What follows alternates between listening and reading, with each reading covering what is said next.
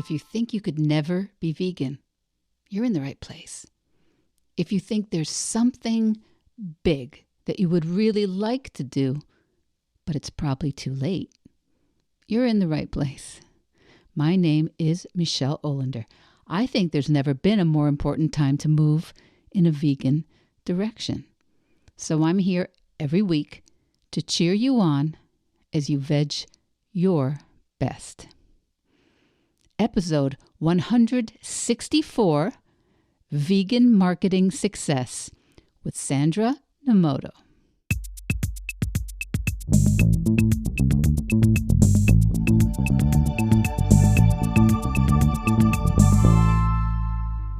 Welcome back, my Veg Your Besties. Welcome back. And if you're new here, you're very, very welcome. I am always excited when I get a message or a DM on Instagram, especially on Instagram, is where a lot of you reach me or comment on something. And thank you very much for joining us here.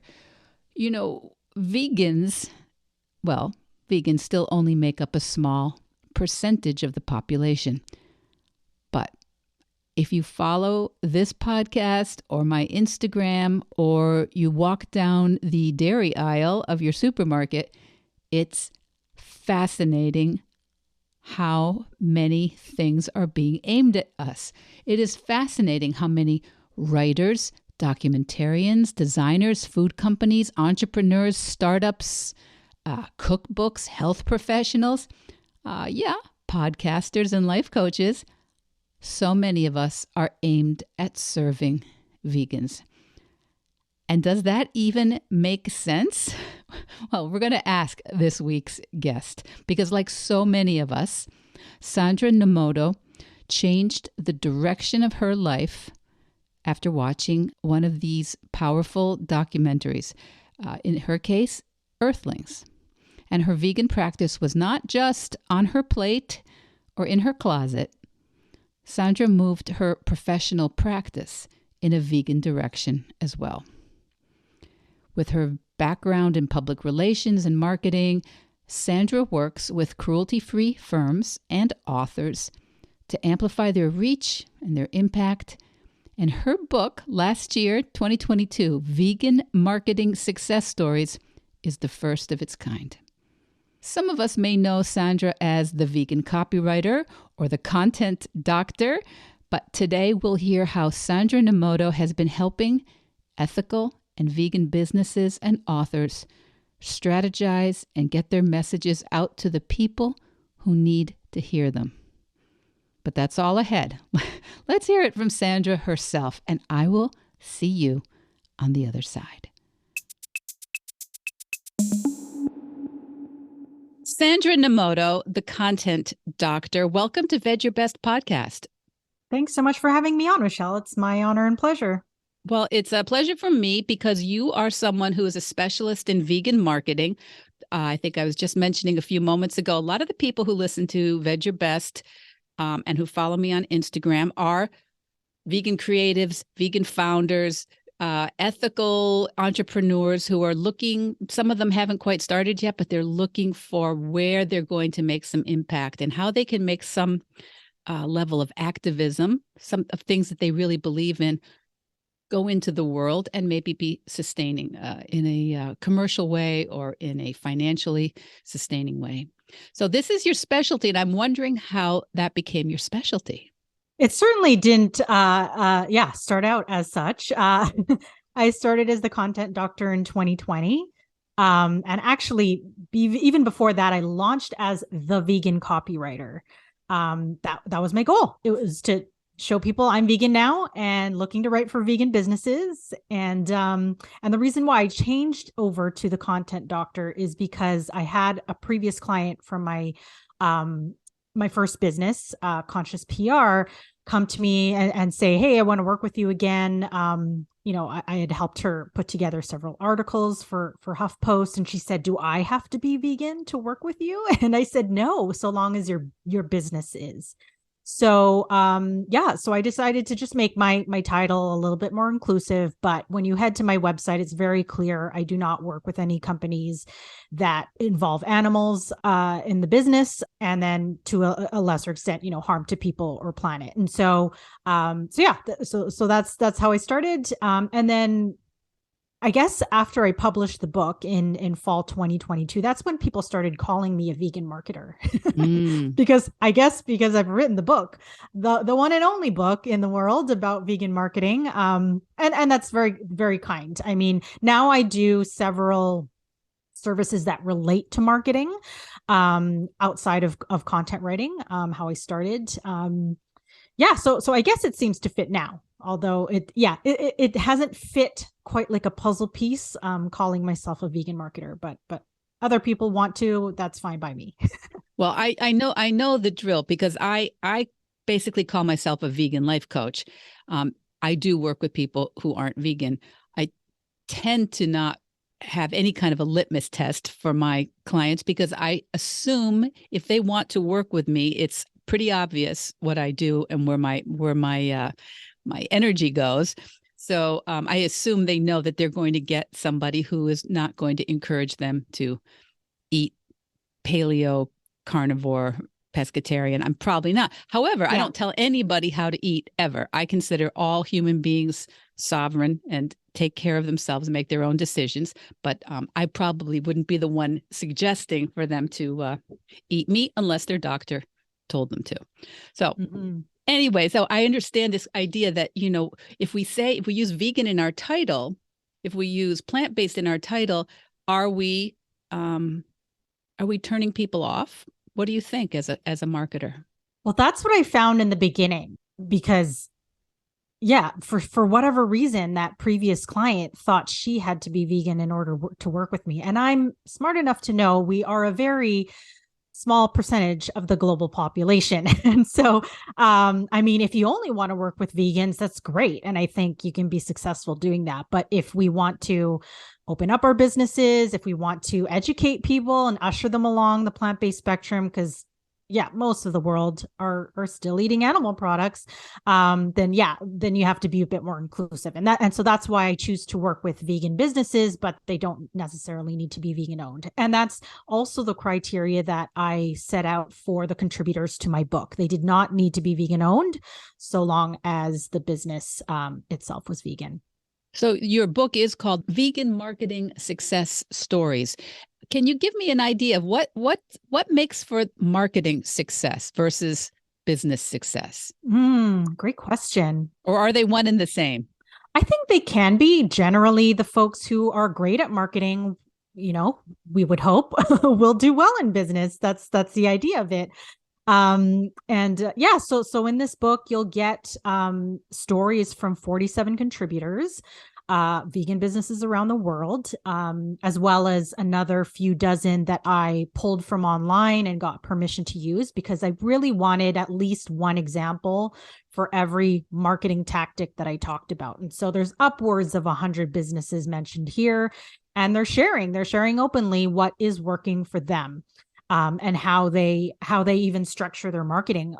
In the questionnaire that I sent out to all these potential contributors, I said, tell us about your most successful marketing campaign and all of the tactics that you use to contribute to it, and a budget if you're willing to share that. Most folks said, we don't do the campaign model. Like, they don't do, quarterly campaigns. A lot of them, and because they're small and medium and still very startup and still figuring out what works, a lot of them said, here's what we try, and this is what we found has worked, and so we continue to do that. And I think that's a great way to go. Strategies are always changing, tactics are always changing. Like social media, the algorithms change, every few months, if not faster than that. So you do have to keep changing and pivoting and finding out what works. And if something used to work and it's not anymore, then you pivot to something else. And so that's the general sense that I got from the folks who contributed to the book. So help my listeners, some of them who may be very new to business, understand, what is marketing? Well, how would you define marketing? Oh, wow. I've never been asked that.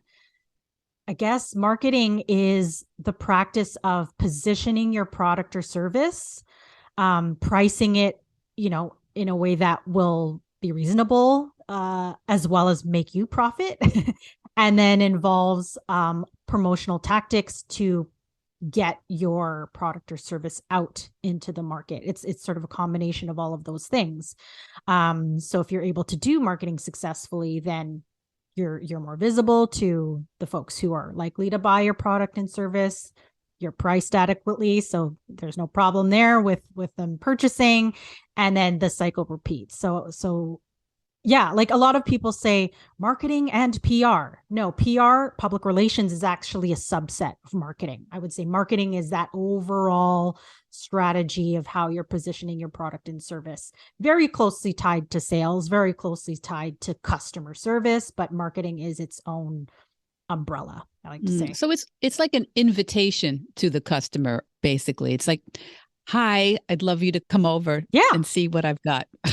Yeah, like when you think back to like the early cell phones, right? They used to be like the honkin', gray with the huge antenna, and only a few people had it. Now, when those smaller ones, like actually BlackBerry is even a little bit more ahead. That's the first smartphone. But even those little flip phone ones, like I would say that's when just this whole phenomena of accessibility to cell phones took off, and it was positioned in such a way that, hey, it's priced quite reasonably. Anybody could have this now, instead of using your landline and always having to be home to pick up your your phone.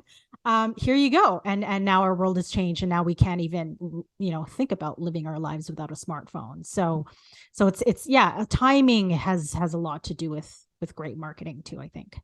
And so these success stories that you feature and that you present, do most of them use social media for their marketing? Yeah, I would say so. So not the old like television, radio, billboards type of marketing. Yeah, so public relations and digital marketing are the two biggest chapters. So that just tells you all of those tactics are what the folks who contributed are using. And social media most definitely is included in digital marketing. And some of them may not have mentioned social media, just because they didn't have a cool story around it. But I assure, probably all of them. I would be surprised if even one of them was not on social. And so you just said cool story. That is kind of part of marketing too, right? Is having a cool story. Yeah, 100%. Yeah, whether it's how you founded the product or service, how you communicate that, and the importance of what you're selling to your consumer, and then of course, whether or not you are using your business as activism for the vegan movement. That's another story that not everybody chooses to use. So yeah, absolutely, storytelling is a huge part of marketing. Now, so when you work with a client, where do you begin trying to help them get their marketing in shape so that they can have the reach and have the impact that they'd like to have? Yeah, most of my clients are usually pretty clear on what they need me to work on. Like many of them are again small business owners, and they used to be doing their social media, their newsletters, their emails, used to be doing it all, and now they're ready to outsource. And so it's a matter of finding out how many times how many blog posts do you need in a month? How many times are we sending out an email? And it's usually pretty straightforward. I just need to get a sense of the brand voice and make sure that that there's no inconsistency when I'm jumping in, when previously somebody else may have been doing the writing. But yeah, when it comes to small businesses, I've noticed a pattern. It's always, these are the foundational things that I tend to work on. Website copy, if they're launching a new business or redoing their website, blog posts, newsletters, that could be once a week, that could be once a month, but at least, some sort of basic frequency that they're using to connect with their subscribers, and then social media, which of course varies in terms of frequency. And then beyond that, I don't get asked to write many other things, although there are many other marketing tactics that the company is doing. In terms of writing, that's where I usually start with businesses, and usually there's some sort of area where that can be improved. Like I come across a lot of business websites where there is no blog. And I understand that, because a blog may not sound very exciting or useful. But number one, you can use it to share announcements, launch new products and services. You can use it because it kind of as a supplemental manual, something more to share that that isn't included when somebody buys the product or the service. You can use it for news releases, and you can use it to transcribe other types of media. So if you've done a video podcast or an audio podcast, you can transcribe that and turn that into a blog post. And all of these posts will serve as content for Google to find you. So blog posts in themselves may not sound very exciting, but but all of those keywords that Google is using to find your website and show it to people searching for you, that's important. And so I forgot where I was going there, but there you go. Well, do you help people figure out what their search terms are going to be? Is that also your area of specialty? I can. Yeah. Usually, again, folks already know what that is. And then they come to me and they're like, here are the keywords. Make sure they're in every blog post. But yeah. Yeah. Well, I'm personalizing every single thing you're saying, because, I clearly don't write. I can't do it all. So, and I don't have someone. So I'm thinking all the time, like I have a VA who helps put things together and makes them look neat and clean.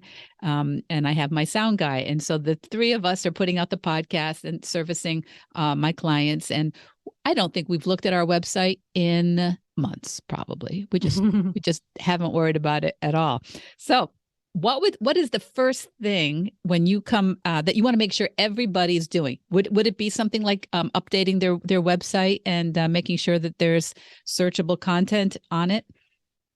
Yeah, website number one. Like I see businesses all the time just starting on Instagram, and that may work for you for some time, but you never want to have your business rely on any social media network. You never know when they may go down. Facebook has been known to go down for a day, and that's your business. So yeah, reserve that domain. And I would say, even if you don't plan to be on every social network, at least reserve your name on it, so that another company comes along and has your company name or the same company name, they don't take it. Right. So reserve your name. Yeah. And then in terms of social media, I would say at least be on LinkedIn and one other visual platform, whether that's Instagram, TikTok, or YouTube. Those are just those two great places to start. And you can always build on that. And then, like I said, blogs on your website, that'll help you get found on Google, and then email, newsletter. Like those are the four basics that I say that's your baseline. And the newsletter exists because, again, in case your website is under construction, in case a social media platform goes down, you have another way to connect with your audience. And then from there are hundreds of other tactics you can layer on depending on the time you have, the budget you have, and those are all the things that I cover in my book. Yeah. Well, I think the book is where everybody should start, probably, right? Yeah. I mean, it can be overwhelming because I say everything you can do in there, but just remember, once you read it cover to cover, then it's up to you to form your own strategy. You're not going to be using all these tactics at once. Maybe, like I said, you start with those four basics, you layer on, maybe it's advertising, you boost some social posts because you have the budget for that. If it's not working, you try something else. So that's what I advise people to start with, those four basics, and then you'll get ideas on everything else in the book. And remember that no company's strategy is the same. Even if you wanted to copy your competitor, your audience is going to be slightly different than theirs. And so what's working for them may not work for you, and vice versa. So it's really upon every business owner or marketer to figure out that strategy that works for them. And I think being different than your competitor sometimes feels awkward, but it can be a really good thing, because when people come to work with me, I'm pretty sure they know. By now, they pretty much know what they're getting. Now, do I have the reach maybe that I want to have in the long run? Maybe not. But I think I have a very quirky niche, so people know who I am if they've followed me at all. And basically, everybody who works with me has found me through my podcast. So, and then they usually kind of linger on Instagram for a while. And I'm wondering if that's typical. Would you find that typical in terms of for small businesses? Yeah, I would definitely agree. I didn't know what I wanted to say when Instagram Reels came along, and I knew, this was Instagram's response to TikTok. And so they're going to prioritize Reels over other types of content. And I thought, what could I possibly share in 60 to 90 seconds? It seems like such a short time, but you know what? I made it work. And because yes, I'm a writer, but people want to see my face. They want to hear me and get to know me a little before they choose to hire me. And so, that's exactly what my strategy is. I mean, I don't run a podcast, but that's why I use Reels. And I just jumped on TikTok this year, as well, just to see who may be out there that may be looking for a vegan, content writer. And to respond to, what you said earlier about, finding how you're different from, another vegan coach, or in my case, another vegan copywriter. That's where your unique selling proposition, your USP, comes in. And you really got to find out what that is. It's going to be a huge part of your messaging because, even within the vegan community, we're still, competing with other vegans. So figuring out what makes your company different, or yourself different, and then highlighting that's really going to be key to your messaging and reaching folks who want to hire you. So now, what do you think that vegans are maybe missing the boat on, or vegan businesses are not talking about, or talking about when they ought not to be? Do you have any thoughts about what we are or what we aren't doing? Yeah, not really. I found, after writing this book that vegan businesses are doing pretty much the same thing that conventional businesses are doing. I suppose the only thing that's different is we're sort of a David.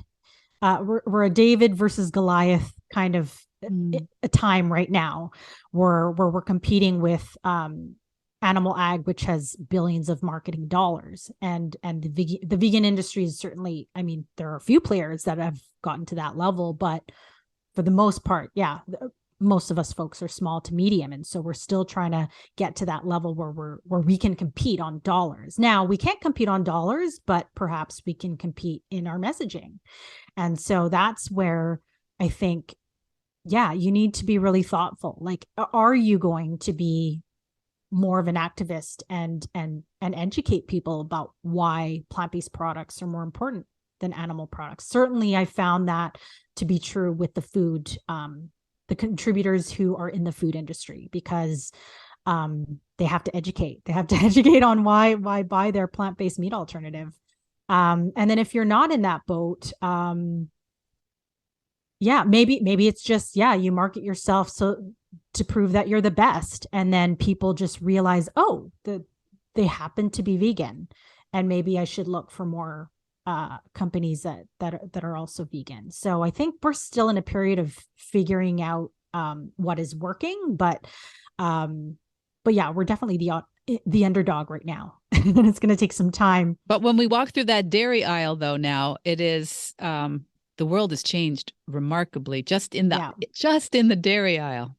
Yeah. And I see that as a huge win, because when we're taking off half the milk shelf, that means that, the companies that have come before have worked.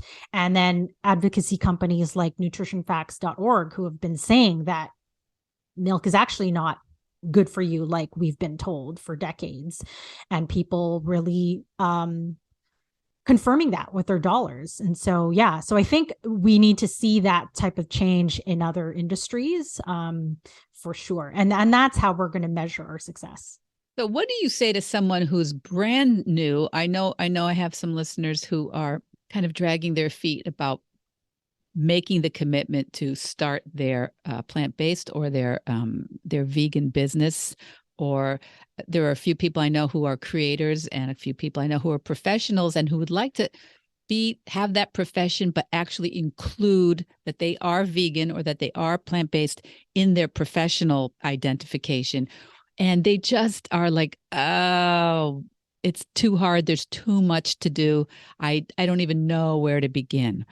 How would you talk them off the ledge to get them to make their first step? Well, I would share my own story. So as a result of this publishing this book, I've been invited to give a talk to a non-vegan business crowd, at a local meetup. She gave me up to 45 minutes to present on what veganism is and how it relates to business. And I thought that was a really cool opportunity just to educate people. And I said right off the bat when I started, all I ask is that you have an open mind. And by the end of the presentation and afterwards, people were saying, yeah, I really learned a lot. And hopefully they're gonna go away and think about being more vegan in their business, even if they aren't planning to become vegan themselves. And so the first thing I would say is if you're comfortable with yourself and being vegan and why you are, that's a great first step, because you might end up getting those kinds of questions, or having those types of conversations when you do put yourself out there. And I would recommend you do, if you're comfortable with making that stand. Again, like, we're in a world of sameness, and vegans are, I think we're coming into the spotlight right now in an exciting way, where people are becoming of a plant-based or vegan lifestyle. And so we're kind of this like cool young bunch, like that people are now open to having conversations with. And so and do that in whatever way you feel. You don't have to publish a book like I did and get on podcasts. All you have to do is maybe put the word vegan in your bio, and that's it. Maybe that's all you're going to say. Maybe it's a once a week on social media. But yeah, just put yourself out there as comfortable as you feel, and see what conversations you have. And if you enjoy having those conversations, then great. Then we need more of you and what you have to say. I think that's great advice. Just to start by just sharing what you value about adding that title or having that sort of emphasis in your business. Why do you value it? So people are going to be curious, like, why do you want to do that? Why do you want to add that to your professional designation? Now, tell me about you. You've written 2 books now, right? Yes. So tell me that process. How do you write your books? What goes into that? Time. My first book I wrote in 2 hours. It was done very quickly. It's a workbook. Mm-hmm. So it helps you form a public relations strategy. And that's why it's so short. But yeah, the writing, I always say, is the easy part. Then you go into editing, and then and I self-published both books. So, there was no company to be accountable to. It was just a matter of, so my first book I released on Amazon, got some experience there with self-publishing, and I knew I wanted to do the second book in a similar way, but I didn't want it to just be on Amazon. So I used a service called Lulu, which uses vegan inks, and then they distribute everywhere books are sold online. And yeah, I really wanted to make sure that this book I did a lot more promotion on. The first book I did not, because I had already closed my public relations business. So yeah, the writing is the easy part, especially because I had contributors with this one. So again, it was a very collaborative process. And then the marketing is really where it all comes in. So I'm I'm walking the talk, people. So yeah, I've pitched every vegan podcast, that I know that's out there. Of course, sent it to all the vegan media outlets, and then also appeared on more general business podcasts, because of course I just want to educate people on what veganism is and how it relates to business. I also did an audiobook for this. So I hired a vegan narrator so I could get an audio version done. Yeah. And then the launch period was, posting every day on social media for a good 4.5 months, and then putting up weekly blog posts and weekly emails. to get it out there. So yeah, it's already almost 6 months since it came out, but I'm still spreading the word. And that's what you have to do when you whether it's publishing a book or marketing your business. It's nonstop. So it is an entree for you to show your book, to offer your book to people, to get a sense of what your expertise is before they even see you face to face. They get a chance to look down your table of contents, all the test cases that you discuss in terms of your marketing stories. I think I think it's funny that you say that the writing's the easy part. It must be. I always think, how do you decide what's not in the book? So are you just very logical, very clear what you wanted to accomplish with the with what was included?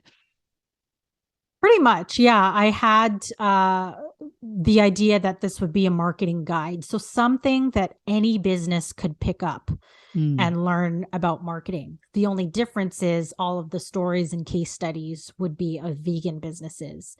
So with that in mind, I started sending out my first few requests for stories at the end of September. This is 2021. And then instead of waiting for 50, I was hoping for 50 stories to come in. I got 47. I was, almost made it there. As they started coming in, I just started getting inspired to write. And so they kind of just started filling in, organically filling in the book as they came in and as I went along. So by January 2022, I pretty much had my manuscript in hand. So roughly 3 months. To form the manuscript. And then from there, it goes into editing and all these other stages. Now, are you tempted to write the book, the vegan failure businesses, or like what they did wrong? Because I think that would also be fascinating. What your kind of postmortem of like where they went wrong. Yeah, it's funny. Another interviewer asked if there were any failure stories. And I said, there's one. There's one failure to success story, only because they framed it as such. But yeah, I thought it was really interesting. If I do publish like a second edition of this or something like that, I would probably have that in the questionnaire. Tell us, what was going wrong in the business and then how you fixed it through marketing. I think that would be really cool. But yeah, it was not something that I intentionally wanted to include with this book. Yeah, because I do think, nobody, I'm sure a few people succeed with no failures, but I think failure in my world is it's the process.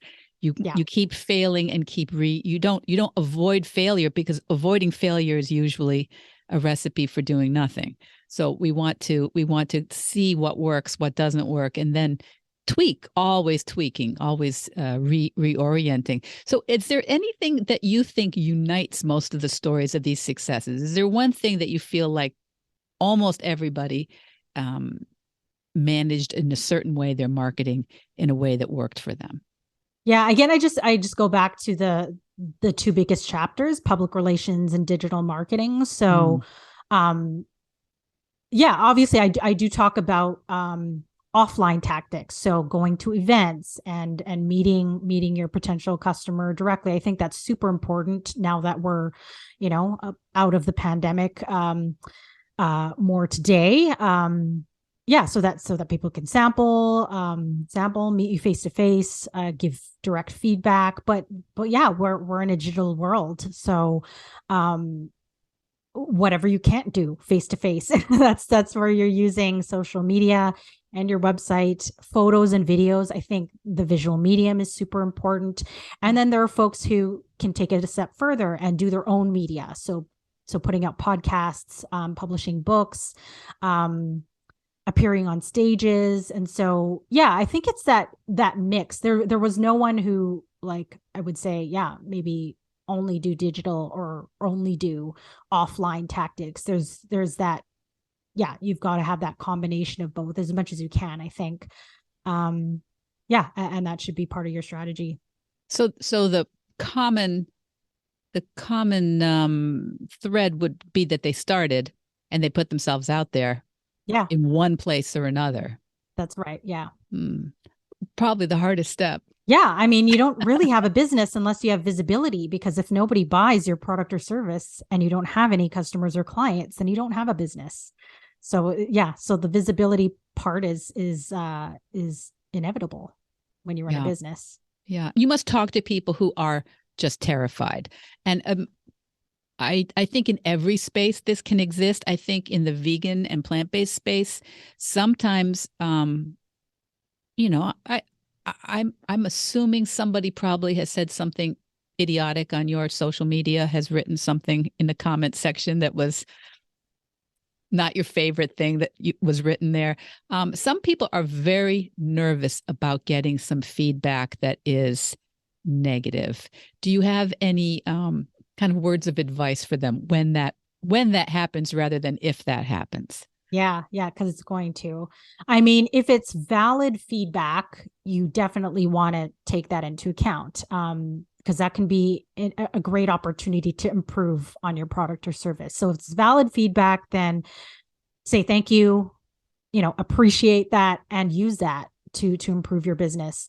If it's somebody trolling and just hating on you because you're vegan, or yeah, they just don't like what you have to say, remember, you can always block them, delete it if you don't want your audience to see that. You don't have to, but that option is there. You can block them. Yeah, I agree. The more visible that you become as a vegan, the more you're going to get these types of comments. But don't be afraid, because you have something to say. And yeah, if you're running a vegan business, you're an important part of the economy, and people need you. So don't let things like that stop you from operating or moving forward, because we need all the voices of vegans. I agree with you. I totally agree with you that we need all the voices. Beautiful that you started with the idea that there could be some valid feedback that you're getting there. It is possible, even if it stings, even if it hurts, even if you feel like embarrassed about it, to look first for it. Is there something I can learn there that would be valuable for me personally or for my business? And I think also understanding that a lot of people may not like the way you vegan. They may have their, they may think you're doing it in the wrong order or with the wrong priority. Some people are health oriented, and that sets some people off. Some people are climate oriented, and other people think that's ridiculous. So we have to always, we have to really have our own North Star, I think, with these things. Yeah, and I love that you pointed that out, because I see that all the time online, where vegans are condemning other vegans for not doing it perfectly, or somebody slips up, and we can't have that. Like, I understand the definition of veganism is there for a reason, and there are lines, certain lines that need to be drawn. But one of the reasons why I included a section on diversity and inclusion in the last chapter is because we need to welcome everybody in this movement. All races, all ages, all abilities. And if we're condemning other vegans or non-vegans for whatever reason, that's another reason for people not to take us seriously. So yeah, I always say, if you're somewhere on the plant-based spectrum, even if you're eating some vegetables, once a week or something like that, great. That's a great place to start. And I want to usher people along that spectrum, because very rarely do vegans go vegan overnight. For me, Yeah. it was 11 years. So yeah, just remember that we can't be turning people away before they've even begun the journey. And we need to welcome everyone. We can't tolerate racism. Yeah, anti-LGBTQ. We need everybody. And so yeah, just choose your words wisely online. Yeah, I think that's very important. And I think we need to understand a lot of communities may feel marginalized, even if we don't understand that they feel marginalized, and their voice has not been heard because in many cases they've been afraid.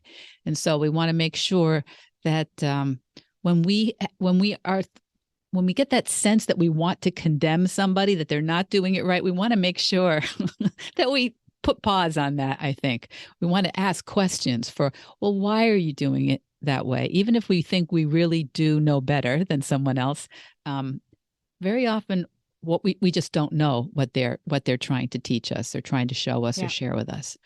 I really appreciate you having spent this time with us, Sandra. Where can everybody find you? I'm going to have all the links in the show notes for you, but where's the best place, do you think, for people to get to know you better? Best place is just with my name, sandranomoto.com. You'll find all my services, links to the book there. So, and then I'm everywhere on social media with my name as well. Yeah, I like your Instagram. Thank you. You're on TikTok. I'm not on TikTok, but you've mentioned it a few times, so I'm going to have to borrow one of my kids' TikTok accounts to take a look. Yeah, I held off for a long time, but if you just think about it as Instagram Reels, that's really what it is. Keep it simple, and it's fine. Yeah, just don't pay attention to all the other features that you could possibly do. Just keep it simple, and you'll be fine. Yeah. Well, that's actually good advice for all of it. Any new medium that you're using is to keep it super simple the first couple times or couple hundred times until it feels doable, and then you can wear the silly hat or dance or point to the words. Yeah, I had my dancing and pointing phase with Instagram Reel, and then now I'm back to just like super short educational content, 60 to 90 seconds, and then I post the same thing on Reels to TikTok, and that's my style now. So yeah, you just gotta test it out and figure out what works for you. That's great. And if our listeners are thinking, I do have something I'd like to teach or something I'd like to share or do it, share it, please, and tag us so that we can weigh in and cheer you on out there. Yeah, for sure. I'd love to see that. Thank you, Sandra. Thank you so much for joining us on Veg Your Best, and we will make sure that everybody gets all your links. Excellent. Thank you so much. So what did you think of Sandra Nomoto? I hope you are hearing this, my Veg Your Bestie. I hope you're hearing all the many ways moving in a vegan direction comes with so many unexpected side benefits. One of the things I just don't think people even can imagine when they first commit to developing a vegan practice, one of the things I don't think they'd even believe me if I told them, is that in so many ways, it simplifies and clarifies many parts of your life. Now, I know at the very beginning, it doesn't necessarily feel that way when you're learning how to make vegan choices and explaining yourself to yourself. I know. But I think most veteran and seasoned vegans would agree with me. And listening to Sandra Nomoto today, I hope you heard how concentrating on veganizing her work, her profession, her career, how that has been so rewarding. And if you would like to contact Sandra about her services for authors and businesses, or how she even created her niche, I'm certain she'd love to hear from you. She's on Instagram. She's at sandranomoto.com. That's 2 A's in Sandra, 3 O's in Nomoto. sandranomoto.com. But as always, the links for Sandra, her blog, her book, Vegan Marketing Success Stories, those will all be in the show notes. Okay, my Veg Your Bestie, get out there and allow your vegan or your plant-based practice to be something that distinguishes you, something that illuminates the work you do in the world and is part of your own personal vegan success story. Okay, until next week, Veg Your Best. Veg Your Best podcast production, music, and editing by Charlie Weinshank. Thanks, Charlie. Before you go, it would mean so much to me and the Veg Your Best team if you would hit subscribe, leave us a 5-star review, or share with someone you think might be interested. Something about algorithms, it helps bump us up a little in the rankings, and that's the best way to help others find the podcast and for us to find our audience. So, until next week, make it easy and veg your best.